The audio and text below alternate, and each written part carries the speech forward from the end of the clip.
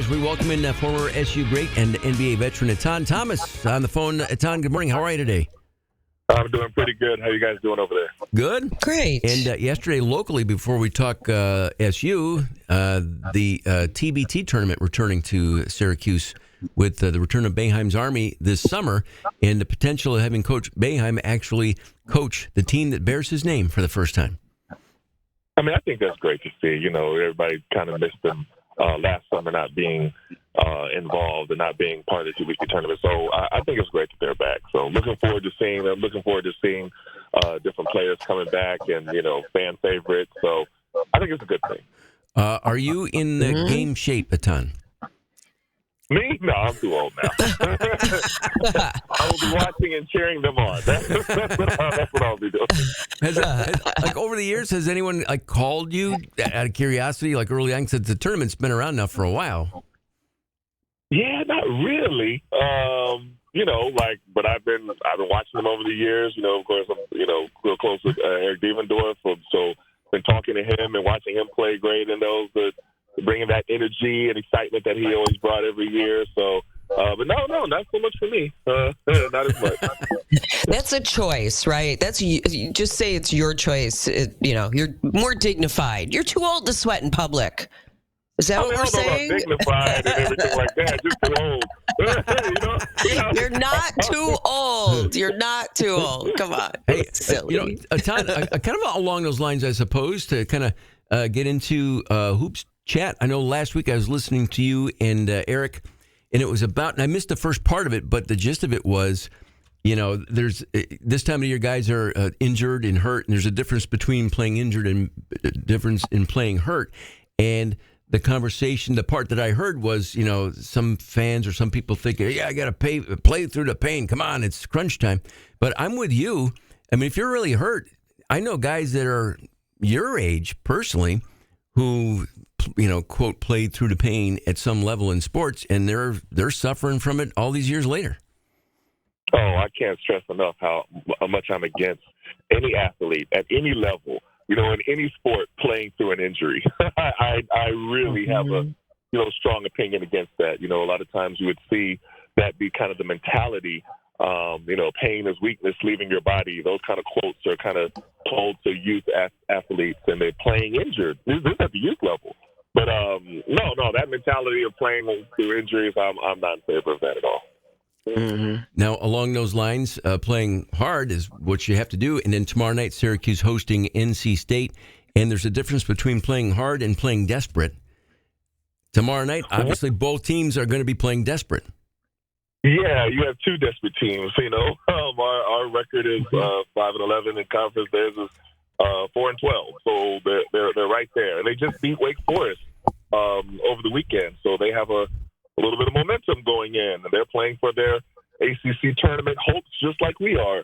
So both teams I would categorize as desperate. But I think this might be one of the deciding factors on who makes it and who doesn't. I haven't broken down the analytics of everything like that, but I think it comes down to this game. So, and you want to play in the ACC tournament. I know things haven't gone great for us this season, but we want to make the ACC tournament. You know what I mean? So, and guys are still playing hard. You've heard the coaches, reiterating that guys are not quitting, guys are not giving up, and they're still playing hard. You heard the players reiterate that, so they're going to play hard into the end.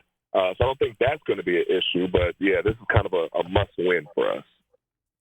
I think the last game, it might have been, Red's 9th different lineup that he's tried, this season. What would you like to see, Etan, as you watch the games, the last few remaining games here on the schedule? What would you like to see either as guys in the lineup or differences in philosophy just to try something new here in the last part of the season? Well, you talk about 9 different lineups, and when you're losing, you have to kind of change it up. I don't know what else Red could do. Should he just keep the same lineup? Because I've heard this mentioned a lot from a lot of different fans that we have no continuity. We keep changing things up. I was like, yeah, but if he didn't change anything up, then fans would be upset that he didn't make any adjustments. It's a little bit of a tough situation. But also, I understand why the fans are frustrated. I mean, look, we're set to have a losing season or below 500 for the second time in 4 seasons. You know, I mean, if you go back even further than that, I think it's just the second losing season since like 1970 or 19 something like that. So I understand why fans are frustrated, but the guys are playing hard, and I'm glad that Coach Red, reiterated that. Because after the Miami game, I think some frustrations kind of boiled over, and he said, lack of effort, lack of everything. He was frustrated. But I'm glad he came back and cleared it up and said, no. Guys are playing hard. Guys are giving it their all. We just got to figure out ways to win. And I think that's what we have to do tomorrow night. We just have to win this game.